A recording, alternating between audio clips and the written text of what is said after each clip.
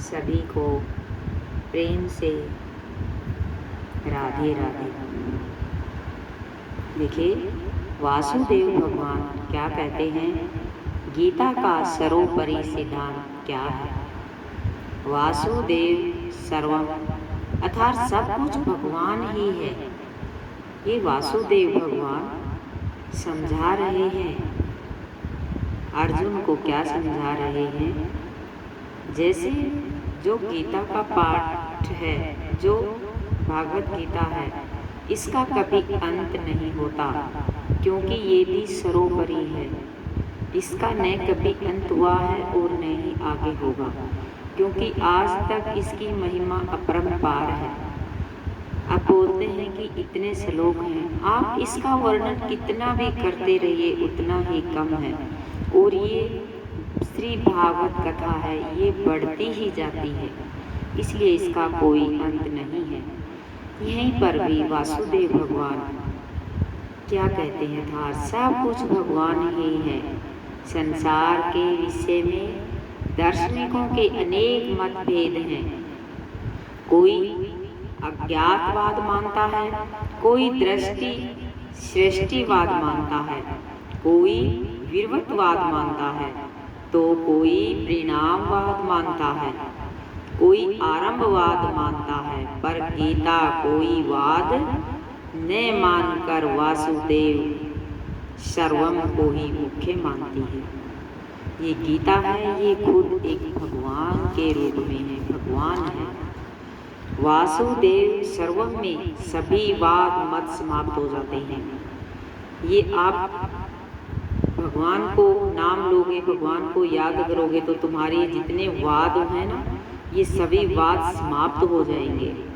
कारण कि जब तक अहम की सूक्ष्म गंध रहती है, जब तक हमारे में अहम बना रहता है, अहम की सूक्ष्म गंध रहती है, तभी तक दार्शनिकों में और दर्शनों में मतभेद बना रहता है। जबकि वासुदेव सर्वम में अहम की सूक्ष्म गंध भी नहीं रहती।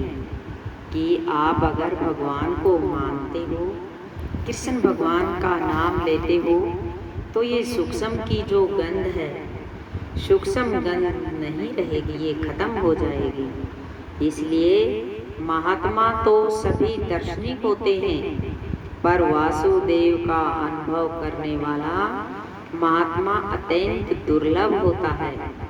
भगवान क्या कहते हैं, बहुनाम जन्म नामन्ते ज्ञानवान माम प्रबदते वासुदेव सर्वहमिति सह महात्मा स दुर्लभ है।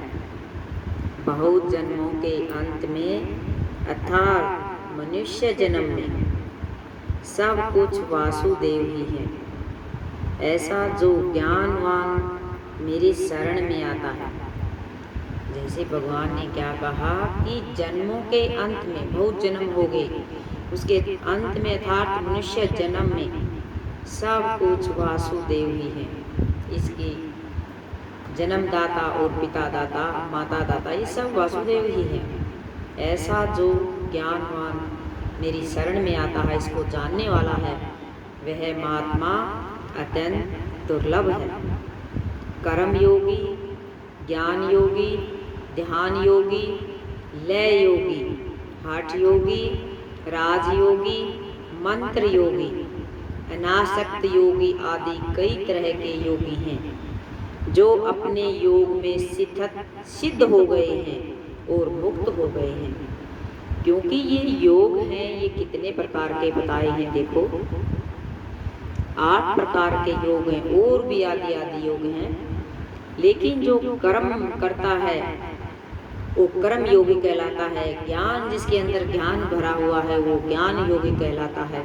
ये सभी अपने अपने योग हैं, और हम ठहरे जीरो से। हमारे पास न कर्म योग है, न ज्ञान योग है, न ध्यान योग है, हम तो कुछ भी नहीं कर सकते। तो अपने योग में वही सिद्ध होते हैं जो कोई भी योग को ध्यान से बड़े प्रेम पूर्वक एक में ध्यान लगाता है, मन को शिथिल करता है, वही सिद्ध हो गई, वो मुक्त हो गई। पर मतलब भगवान क्या कहते हैं, पर उनको भगवान ने दुर्लभ नहीं बताया, प्रत्युत सब कुछ वासुदेव ही है। ये कितने ही अपना सोच लें कि हम अपना कर्म करने से हमारा भाग्य बदल देंगे, ज्ञान करने से, लेकिन फिर भी आपको कहाँ जाना पड़ेगा, परमात्मा के पास जाना पड़ेगा। इसलिए सब कुछ वासुदेव ही हैं। इसका अनुभव करने वाले महात्मा को ही दुर्लभ बताया है, परंतु अपने लिए भगवान कहते हैं, क्या कहते हैं, अन्य चेतास्ततम यो माम स्मरति नित्यस्य तस्याहं सुलभः पार्थ नित्ययुक्तस्य योगिनः। हे पार्थ, अन्य चित्त वाला जो मनुष्य मेरा नित्य निरंतर स्मरण करता है, उस नित्य युक्त योगी के लिए मैं सुलभ हूँ। भाई कुछ भी करो, चाहे कुछ भी कोई योग ना करे और निरंतर मेरा नाम जप करता रहे, उसके लिए मैं सुलभ हूँ। सुलभ मीन्स मैं उसको जल्दी ही प्राप्त हो जाता हूँ। तात्पर्य है भगवान वासुदेव सर्वम का अनुभव करने वाले महात्मा को दुर्लभ बताते हैं, पर अपने को सुलभ बताते हैं। इसलिए एक संत ने कहा, हरि दुर्लभ है नहीं जगत में, हरि जन दुर्लभ होय, हरि हेराम सब जग मिले, हरि जन कहीं एक होय। संसार में भगवान दुर्लभ नहीं है, प्रत्युत महात्मा दुर्लभ है। ऐसा कोई देश, काल, वस्तु, क्रिया, व्यक्ति, आस्था, परिस्थिति, घटना नहीं है जिसमें भगवान परिपूर्ण न हो। भगवान तो सब जगह है, पर भगवान का प्यारा भक्त सब जगह नहीं मिलता। इसलिए कहा है, हरि से तू जानी हेत कर, कर हरिजन से हे, हरि रीजे जग देत है, हरिजन हरि ही दे। भगवान प्रसन्न होते हैं तो जीवों को मानव शरीर देते हैं। उस मानव शरीर से वह नरक, स्वर्ग, मोक्ष को भी प्राप्त कर सकता है, क्योंकि अपने कर्म के द्वारा वो भगवान को याद करेगा, भगवान का नाम लेगा तो, और बुरे कर्म करेगा तो नरक में जाएगा। इसीलिए जो मानव शरीर हमें मिला है, ये हम हमारे कर्म के द्वारा ही भगवान हमारा स्थान तय करते हैं। ज्ञान, वैराग्य और भक्ति को भी प्राप्त कर सकता है। इस मनुष्य जीवन में सब कुछ है, क्योंकि उस 84 लाख योनियों को भी प्राप्त कर सकता है, परंतु भगवान के भाग नरक, स्वर्ग आदि नहीं देते, प्रत्युत भगवान ही देते हैं।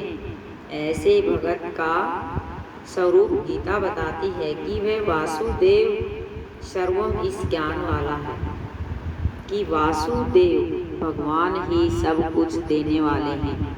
गीता से हमें यह सीख मिलती है। जैसे आम का बगीचा है, बिना ऋतु के आम का एक फल भी नहीं होता, लेकिन वो बगीचा आम का ही कहलाता है। उसी प्रकार जैसे अमरूद का है और कोई वृक्ष है, तो वो सीजन के अनुसार ही चलता है। और गेहूं के टाइम पर देखो, उसमें गेहूं बोया जाता है, तो हमारे खेत में गेहूं है। फिर आगे जैसे दूसरी फसल बो दी जाती है, तो दूसरी फसल का नाम ले लिया जाता है। तो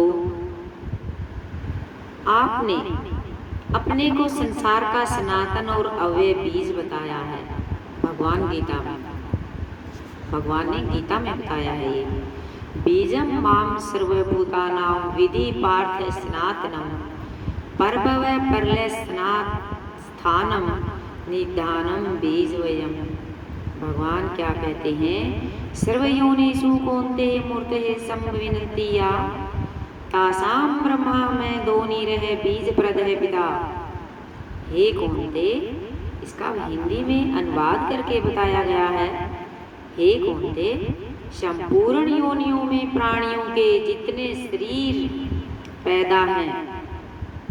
शरीर पैदा होते हैं, उन सब विशिष्ट शरीरों की मूल प्रकृति तो माता है, और मैं बीज स्थापन करने वाला पिता हूँ। क्योंकि जो भी जैसे वृक्ष है, मनुष्य है, जीव, कीटनाशक, वो पैदा तो जहाँ से पैदा होगा वो माता कहलाएगी। जमीन से होगा या मनुष्य द्वारा या कीटनाशक है, जैसे भी, लेकिन पिता कौन है? ये भगवान है।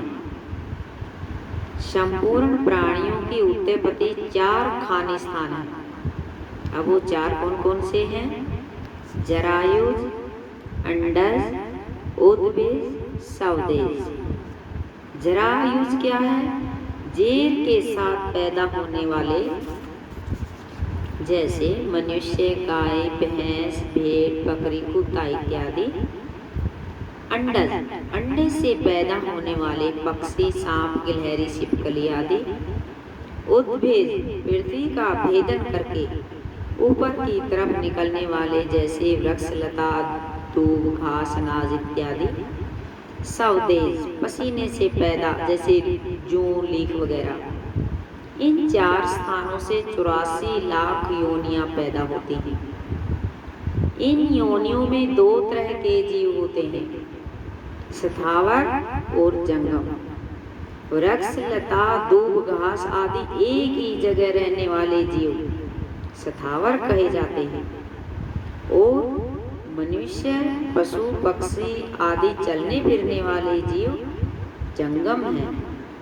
इन जीवों में कोई जल में रहने वाला है और कोई आकाश में रहने वाला है, कोई भूमि पर ही रहने वाला है। जलचर, थलचर, नभचर नाना, जे जड़ चेतन जीव जहाना। इस 84 लाख योनियों के सिवाय देवता, पितर, गंधर्व, भूत, प्रेत, पिशाच, ब्रह्म, राक्षस, बाल ग्रह आदि भी कई योनियां हैं। इन संपूर्ण योनियों के बीज भगवान हैं। यच्चापि सर्वभूतानां बीजं तदहम् अर्जुन न तदस्ति विनः यतश्चान्यमन्याभूतं चराचरम्। हे अर्जुन, संपूर्ण प्राणियों का जो बीज है वह बीज मैं ही हूँ, कारण कि मेरे बिना कोई भी चर अचर प्राणी नहीं है, अर्थात चर अचर सब कुछ मैं ही हूँ, ये समझ लेना चाहिए। ऐसे भगवान श्री कृष्ण अर्जुन को समझा रहे हैं। ये पूरा भगवान उसको पूरी अंतरात्मा से पूरा समझा रहे हैं, और ये हमें भी समझ लेना चाहिए, क्योंकि गीता में एक एक श्लोक में पूरा ज्ञान भरा हुआ है। इसलिए हमने सभी को इस अध्यायों को इनका स्मरण जरूर करना चाहिए। वैसे तो इस श्रीमद् भागवत कथा का कोई निचोड़ नहीं है, न इसका कोई अंत है। आज लग इतने बड़े महात्मन लोग इसका निचोड़ नहीं ढूंढ पाए, लेकिन जो भी लिखित भाषा में है हमें उनका अध्ययन करना चाहिए। जय श्री राधे।